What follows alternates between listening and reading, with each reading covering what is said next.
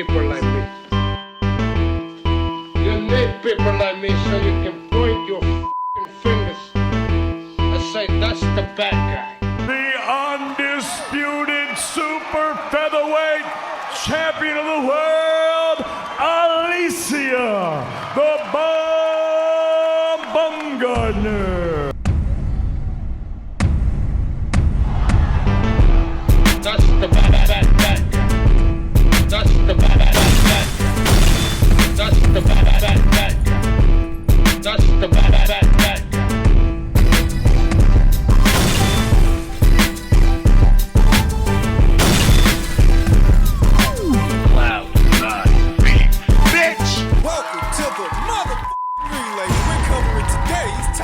News. This has been cast as a deeply personal fight in some respects between you and Sinisa.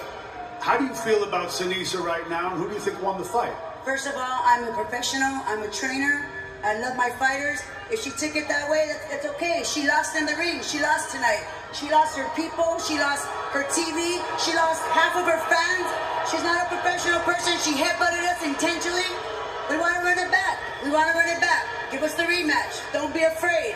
Addressing each one of Coach G's gripes, one at a time. The clash of heads she's referring to happened very early in the match, in the first round, and it happened as Valle was coming forward, leading with her face. She slammed into Sinisa. That was accidental, not deliberate. Yokasta was the one coming forward. She's the one who slammed into Sinisa. As far as Sinisa losing the fight, well, veteran boxing scribes Steve Kim and Dougie Fisher, they think Sinisa won. Former WBC light flyweight champion Kim Clavel. She scored it wide. She scored it wide for Sinisa Estrada, 97-93. She's not alone. 7 division, former undisputed, current reigning unified featherweight champion, Amanda Serrano. She said Sinisa won the fight comfortably. Good fight, but not close. 8 rounds to 2. Estrada for me. It's not to say that there weren't people out there that thought Yokasta won. You know, aside from people in her team, there were plenty of fans who felt that Yokasta did enough. A Twitter user that goes by the name Sicario said,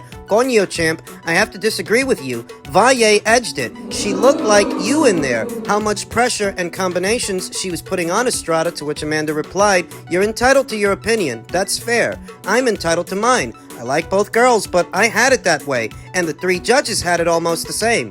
Good, solid fight. I had Sinisa winning. Though I had it closer and tighter than Kim Clavel, than Amanda Serrano. I had it 6 rounds to 4 in favor of Estrada. I wouldn't mind seeing them run it back. I wouldn't mind seeing a rematch. Coach Gloria wants one, as does her charge, former champion, former now, Valle, who took to her social media and said, "While there is life, there is hope. And the most important thing gives you revenge. Sinisa, I congratulate you. You have the titles. Take care of them. But you know I am the champion of the people. See you soon." Is there going to be a second fight? Doesn't sound like it. Not according to Sinisa Estrada, who after the fight said, "There's no way she being Yokasta, won the fight. I give her a couple of rounds, but that's it. If it was a close fight or a draw, I would consider a rematch. But I'm undisputed champion, and it wasn't a close fight or a draw. I don't think it was a competitive fight at all. With the scorecards and how many rounds I won, it wasn't competitive. I have 2 more fights left this year, so I'll talk to Top Rank, my team, and see what's next. I'm definitely done with the minimum weight division. I think moving up in weight will speak to my team and see what opponent we can get." My thoughts. Probably not going to be a rematch, and it sounds a lot like Sinisia's finished at minimum weight. I think she's been struggling to make that weight for at least the last 2 fights. She didn't look herself with Leonela Paula Judica, and she didn't really look herself yesterday with Yokasta. The signs are there. She didn't land with the same authority in her last 2 fights that she usually does on some other fighters. She's normally a very sharp, strong, and explosive puncher, but her power, it didn't have the effect that it normally does on other fighters. On Yokasta, there's that. Stay at a weight too long, your power starts to wane. Like Devin Haney's power waned at 135. Stay at a weight too long, you may become somewhat lethargic as a fight progresses, and there were moments in there where Sinisa looked like she was lethargic. Slowing down? She's moving up. Likely because making the minimum weight limit has become a burden, and now she's moving up. But her moving up doesn't mean the door is completely closed for a second fight A rematch? Not if Yokasta follows her up there. The thing is, I don't think she's going to. I think Senicia will move back up to light flyweight and take on either unified champion Evelyn Bermudez or unified champion Jessica Neri Plata, at which point she will vacate the titles that she just won at minimum weight, and Yokasta can begin the process of picking them back up. Yesterday's loss didn't hurt her stock. It may have actually raised it. Fighting on the biggest sports network in the country and losing a somewhat controversial decision, at least to some people, that only endears her to them, because to them, she's the rightful winner of the fight, and she should be undisputed, so they've got a soft spot for her now. Those who weren't familiar with her before but are familiar with her now, that is the lens they view all of this in. Didn't hurt her stock. Probability of Yokasta Valle becoming a champion again at minimum weight is pretty high, because outside of Senicia, I don't think there's anybody there right now that can beat her. She can win those titles back. And because that second fight with Senicia doesn't look to be happening, she'll likely take to saying that Senicia is running from the rematch, and use that as a marketing angle. Yeah. It didn't hurt Yokasta Valle's stock losing that decision. Didn't hurt her stock with the fans. I think she's going to be all right. Even if there ain't no second fight. There is that much more fallout to be addressed, that much more to talk about in another video, but in a nutshell, even if there isn't a rematch, Yokasta's going to be just fine. Elsewhere in the world of boxing, our continued coverage of all this weekend's action as WBA middleweight champion Erislandy Lara defended his WBA title for the very first time opposite the ring Australia's own Michael Zarafa in a performance that was akin to the performance he put on against Cornflake LaMotta and Greg Vendetti. Those fights didn't last very long, and neither did this one. Lara's not as mobile as he used to be. Being in his early 40s, he doesn't move around as much or stay on the perimeter of the ring. He stays with the opponent these days, circling them and waiting for the chance to get off that big left hand. Out of the southpaw stance. Jabbing with his right. Single jab here, single jab there. Still good enough to beat the Michael Zarafas of the world. Lara, he really hasn't been that active. He only fought once in 2020, once in 2021, only once in 2022, not at all last year. Satisfied his mandatory challenger yesterday, but now what? Leaves the rest of the year open for him to pursue unification matches with what other champions there are at this weight. Jermall Charlo,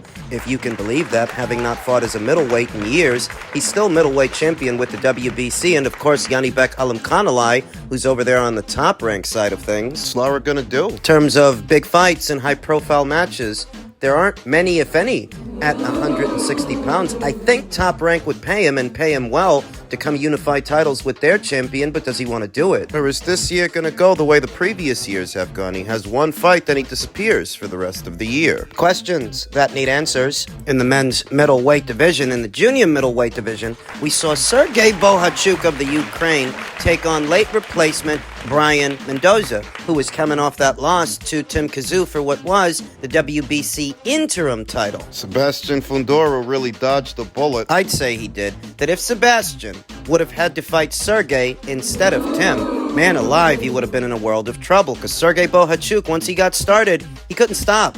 He was all over Brian Mendoza, pushing him from one side of the ring to the other. Sergey is best described as a pressure fighter, a volume puncher, who's not going to leave you alone. He's going to put you in a position where either you're going to have to fight him off, or he's going to overwhelm you. He overwhelmed Brian Mendoza yesterday, who showed a lot of durability and a lot of courage, but not much else. He was completely outfought. Couldn't keep him off. Circling away and staying on the perimeter of the ring, trying to catch Sergey Bohachuk with a hard counter, and he did in the 11th round. It hurt Sergey Bohachuk, you could see that. But he weathered the punch. He survived it, recovered, and got back to doing what he normally does, overwhelming the other guy. Awestruck by Brian Mendoza's durability, taking as many punches as he did without getting knocked down and without getting knocked out, credit to him, but it was a lopsided affair. It was mostly one-way traffic for 36 minutes, and Sergey Bohachuk has become WBC interim champion, but now what? He's not going to get that title shot right away. Talk to me about the virtues of becoming a WBC interim champion when Carlos Adames is WBC interim champion,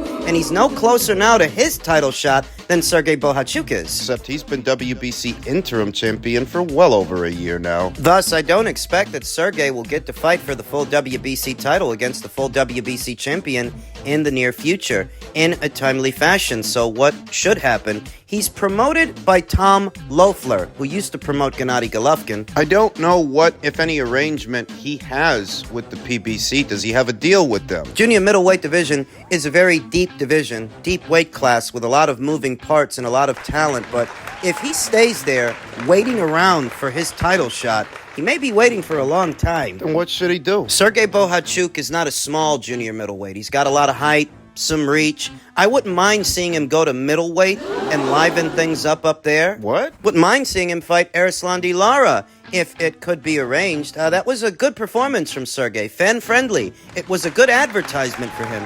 And I wouldn't mind seeing Sergey Bohachuk take on Lara in what would be a voluntary defense of Lara's WBA title, because Sergey's obviously not as mandatory. What? If he stays at junior middle, waiting for the World Boxing Council to order the fight between him and the full champion, he could be waiting a long time. So instead of doing that and waiting for that, I wouldn't mind seeing him move up in weight, go to middleweight, and make some waves up there, because there's not a lot going on up there. That's what I'm saying. Doesn't mean he's going to do it. Some uncertainty. There is uncertainty with staying at 154 and waiting for the WBC to order that fight. That could take a very long time. That's what I'm saying. Congratulations to him for a dominating performance yesterday for the WBC interim title.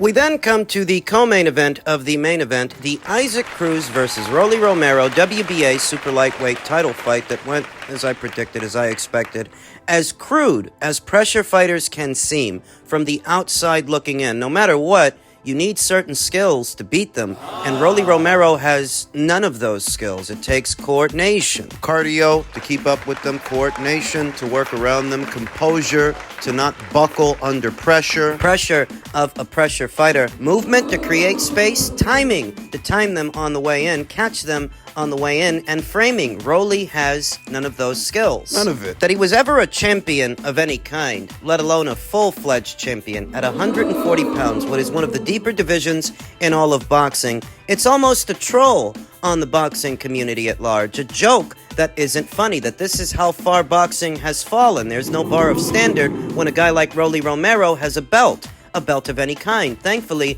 the belt has been transferred to Isaac. Isaac, who actually hurt him early. Had Rolly Romero on Queer Street on spaghetti legs after a counter left hook very early in the fight. I believe it was the first round, though, because Isaac, he's a very crude pressure fighter. No bells and whistles like what you see from a Chocolatito or an Artur Beterbiev. Their work is a lot more accurate, and their hooks are a lot shorter. More compact, more tight, whereas Isaac is frenzied when closing the distance. He doesn't know what a jab is. He doesn't set up his punches or anything. He just wings these massive hooks, these massive looping shots. So after getting Rolly Romero hurt early in the fight, he starts pouring it on, but he's going crazy. The shots aren't getting in. It's very messy, allowing Rolly Romero to regain his footing and survive for a few more rounds. To Isaac's credit, Isaac started going to Rolly's body. You saw that Rolly was moving lateral, using the ring to try to stay out of trouble, so Isaac starts going downstairs. He goes to his body, slows him down. And it did slow him down enough that I believe it was in the 8th round,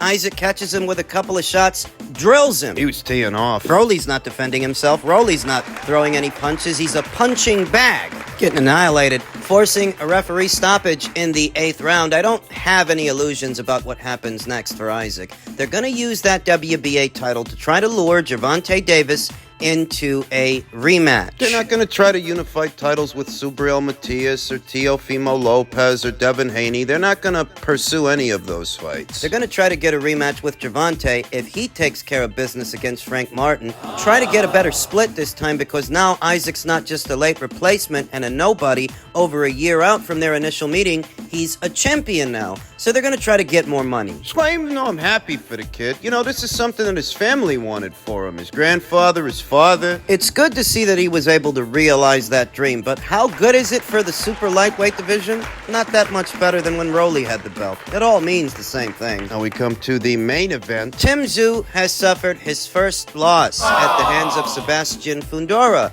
a late replacement. An unfortunate loss that really didn't have to happen. You know, he was well on his way to winning this fight in the first 2 rounds, catching and shooting and landing that straight right hand down the middle. He busted up Sebastian Fundora early, busted his nose, busted his mouth. He was off to a strong start. But it was towards the end of the second round that he slams into Sebastian Fundora's elbow with the top of his head, and that opens up a nasty cut. Very awkward assignment of having to fight a guy this tall and this long at 154 pounds, and what was already the struggle to get close to him. Tim was doing all right up until that cut opened up. It impaired his vision, so between Sebastian Fundora staying behind his jab and trying to keep Tim at arm's length, and the blood pouring down his face, he couldn't see. So he couldn't catch and shoot like he was catching and shooting in the first 2 rounds. To Sebastian Fundora's credit, he fought the right fight under those circumstances, using his jab and being busy with it, being busy with the lead hand round after round. He didn't necessarily lay into Tszyu, landing big shots and power shots. He just jabbed at him to keep him out. Circling and jabbing, managing the distance. Making it increasingly difficult for Tszyu to get close to him, increasingly difficult to land much of anything. And that's really what won Sebastian the fight, though I have no illusions about what would happen in a rematch, because up until that cut opened up, Tim was already on his way to knocking him out. He was already doing a lot of damage very quickly. So if there were a second fight, I don't have a doubt in my mind that Tim would win it, but therein lies the dilemma.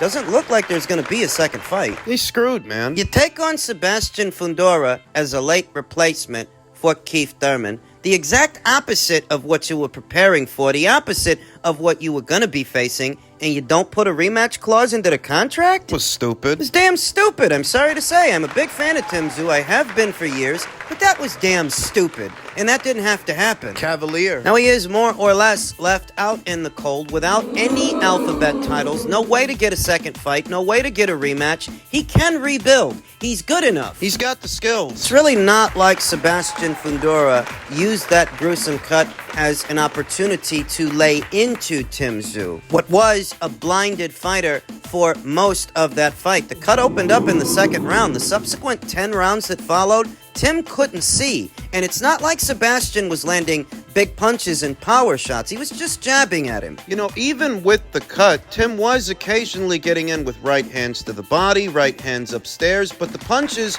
they were just too far and few. So in a rematch, if there were one, I'm 100% confident Tszyu would stop this guy. He would knock him out, devoid of another freak accident. They couldn't get the cut under control. It's just surprising that given the nature of the cut and the deep gash, the ringside doctor allowed the contest to go on when I've seen so many fights stopped for so many cuts that weren't anywhere near as bad as Tim's. By all rights, the fight should have been waved off in the 3rd round and ruled a no contest. By rounds 3 and 4, Tim's face was covered in blood from a cut they could not control, which so clearly impaired his vision. That was enough precedence right then and there to stop the fight. They didn't. And what is consistent with the sport of boxing are the innumerable inconsistencies. So it is what it is.